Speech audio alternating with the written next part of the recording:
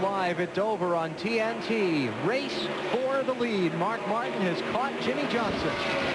Jimmy Johnson is in traffic trying to get by these lap cars. That's Tony Reyes there in the 74 car.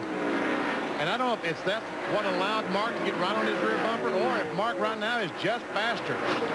Well, like we said earlier, they've kind of been seesawing back and forth. One guy being 10th, a second faster than the other guy. Every other lap they'd switch. But Mark did make up a lot of ground in traffic on Jimmy Johnson more than once. Now he lost some there. See that big wiggle off of turn 4?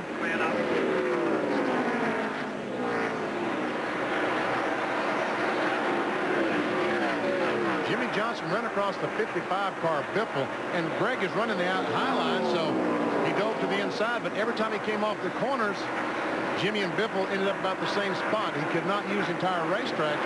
We talked about it earlier in the show, how much you really need all the racetrack to make top speed around here. Speed's at the line. Mark's a little bit quicker that lap. Marty, why are you sitting down in the Mark pits now?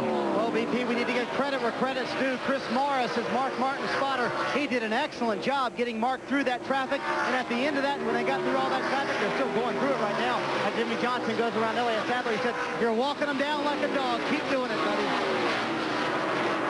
So we talked about sizing up the competition on Countdown to Green. Mark's got his Jimmy Johnson page out now. Sizing up Johnson. Yeah. Well, he's got to get close enough. Yep, that's first. That's first. And then you're going to see where his weakness is right now. I mean, you're going to see where he can't run, and you're going to try to force the issue. You know, obviously, Mark's car looks like it's working pretty good down at the bottom of the racetrack. Jimmy's a little bit higher. I think if Mark can get to him, and he can get underneath him to make the pass. He's got to get to him. And even while concentrating on your line, because this is a very concentration-intensive track, hitting your marks and that kind of thing, he's able to look at Johnson's car and what it's doing. And oh yeah. I mean, even though you're running your line, you're watching that 48 car to see what, you know, where his weakness is. Man, they're running just about the same line right now, so it may be tough for Mark to get around. Actually, it looks like Jimmy's opened that gap back up a little bit now that they're free of the lap traffic. So maybe Jimmy's being a little cautious there in the traffic, Benny. Could have been. Last time by, he was about a quarter second faster than Mark Martin. Another lap car ahead. That's Johnson's teammate, Joe Nemechek, in the 25. That should not be a huge problem for Jimmy. Matt Kenseth just got by Tony Stewart a moment ago to move into 4th spot. What are they saying, Dave?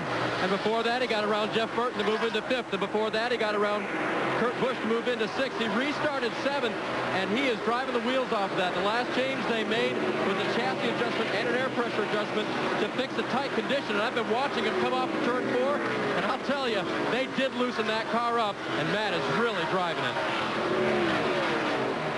Fuel is not an issue to the finish. Everybody stopped with 81 laps to go. So this is just what you got on the racetrack run to the checkers, barring a caution flag here in these final 20 laps. 9 cars on the lead lap. Johnson, Martin, Jarrett, Kenseth, Stewart, Jeff Burton, Kurt Busch, Ryan Newman, and Ricky Craven. First car 1 lap down is 10th place, Johnny Benson. Very quietly having a decent run. Dave Blaney, Michael Waltrip, Jeff Green, Ricky Rudd, Rusty Wallace rounding out the top 15. Yeah, Mark's not making any ground on him, so maybe right, Alan. Jimmy just being careful in traffic.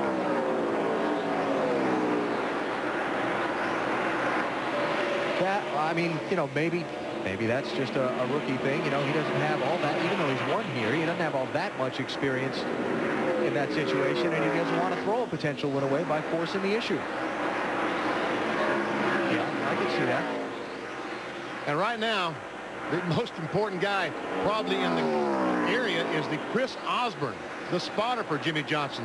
There you see all the spotters for all the teams. Chris has got to try to get this traffic moved out of Jimmy's way. What happened to Jimmy? He ran across 3 or 4 cars together. He can't afford to have that happen to him again. a single car is okay, but if he finds 2 or 3 cars, Chris has got to run around trying to find those spotters for those cars and say, guys, give us a break. Let us go by. But the problem is, if he comes across those 3 guys may be a lap or 2 down racing for position. So they don't want to just lay over either. That's true. Pit crew for Jimmy Johnson playing cheerleader for him, trying to coach him through these last few laps. Bud, clear all around, nice and smooth, buddy. You're the man. We wouldn't want anybody else in there, not today or any other day, buddy. You're the best. Jimmy Johnson talked to him in the pit area before the race today. He and Jeff Gordon at the end of the season are going over to Spain. Yeah. To going to run that, they call it the Nations Cup competition. Some rally cars. He was really looking forward to that. Robbie Gordon did it last year. It's a pretty cool thing. They have a course that's like half road course and half dirt off-road course. And they get in these World Rally cars and they race it's like a drag race side by side in one lap around this course through eliminations. Robbie did it last year, ended up on his roof on fire. Said he had a blast. But I bet he was fast when he got there. He was. Set the fastest lap ever to the world's record. Jimmy Johnson, 14 laps to go here at Dover. Can you ever remember, BP, a rookie class this strong? I mean, there's been a lot of talk about the year Dale Earnhardt came in and so many other greats that came in along with him. But if Jimmy Johnson holds on and wins this thing today, he's going to have his 3rd victory of the season. Ryan Newman got his 1st win last week. Well, Matt Kenseth, Dale Earnhardt Jr., that class was very, very strong. Yeah, very good. Just a couple of years ago. Yes. Matt, what about Jimmy now? Well, Benny, he hasn't really said a word since he got past the 55 car, but I had one crew member on a top 5 team say to me this morning that this is what their biggest worry was. The 48 would come out of the box and really have a great run here in Dover and get back on track. He kind of equated to one of those smart kids in class when you take a test and it's straight on a curve and he blows the curve. They were worried that this team, which has overachieved all year, would overachieve again and really make a strong march here with 9 to go, and that's what they're doing today. You watch that 48 car, he is driving that car smooth right now. Well, he really is. Doing a terrific job. And he's looking up in that mirror about 100 times a lap, too, to check to see if he's keeping the same distance between him and Mark, if Mark's catching him. Jimmy Johnson started this race in 19th spot. He started at 40 points behind Mark Martin in the championship standings. He's not going to gain a lot of ground on Mark today, as Mark is running right behind him. Well, there's a scary stat if you're a Johnson fan. Then guess what? We're down to 10 laps to go. Let's check Johnson's speed against Mark Martin's here as they come to 9 to go.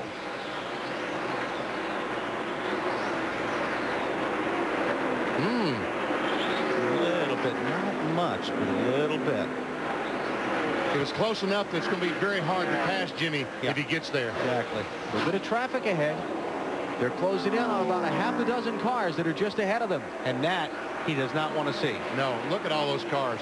And some of them side by side. Now, those guys racing for position, that's the question. Sterling Marlin is 21st. Schrader in there? He's C. Schrader. No. He just passed Schrader a few laps ago. Okay, so farthest guys ahead of them, Ricky Rudd and Rusty Wallace are racing for 14th and 15th. And that's about 3 cars ahead of where Johnson is right now. So we'll see. Rusty Wallace and Ricky Rudd, is that who you said? Yeah.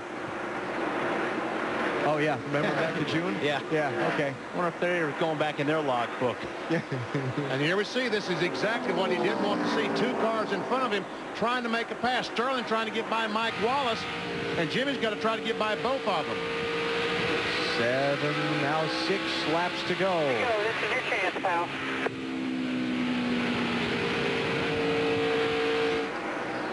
Oh, there he is. He's hung behind the 40 car.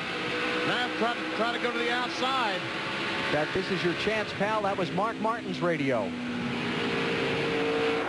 And there he is, closing in. This is exactly what Jimmy Johnson did not need. And 5 laps to go. 5 to go. It's all you, pal. Work your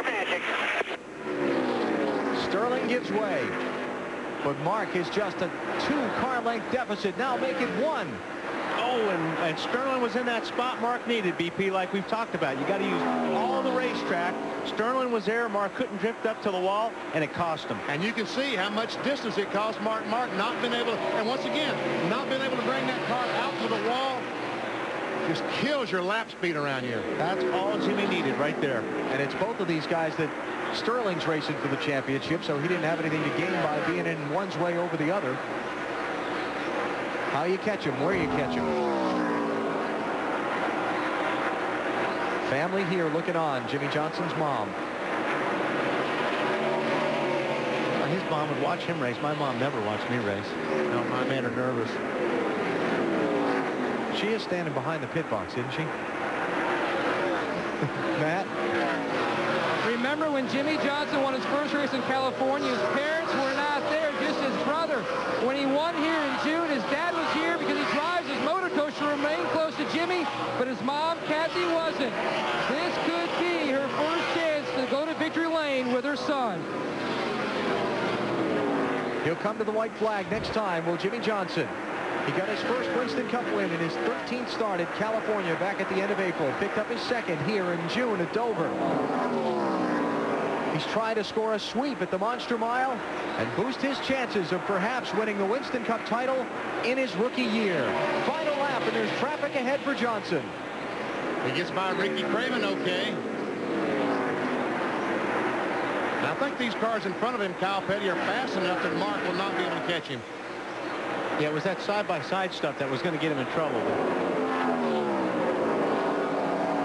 His 27th birthday was this past Tuesday. There'll be a lot of candles to blow out in victory lane at Dover. Jimmy Johnson sweeps the Monster Mile this season.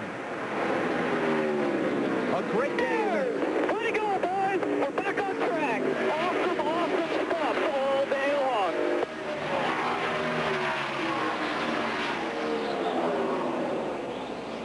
A great day in the championship for Johnson. A great day for Mark Martin also. Tony Stewart did well. Jeff Gordon and Sterling Marlin, not as good. Matt?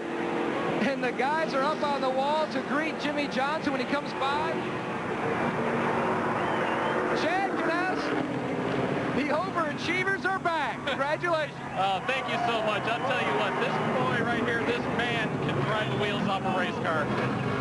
We lost a little bit of momentum there partway through the season. We're just getting it going. You know, I'll tell you what, Jimmy's a great race car driver. These guys in the pit, they did an awesome job today. Average stop was like a 13.7. I couldn't be happier, you know. I hated so much that Papa Joe Hendrick couldn't be here. He's at home sick. You know, we wish him all the best. Who said the 48 team's too young to win a championship? We're fucking going for it. Yes, they are. He's smoky burnout on the front stretch. The guys got in the lead in the pits. Jimmy did the rest. Okay. I guess Chad's a little excited. Jimmy Johnson has won at Dover. Our post-race coverage cranks up when we come back to the Monster Mile.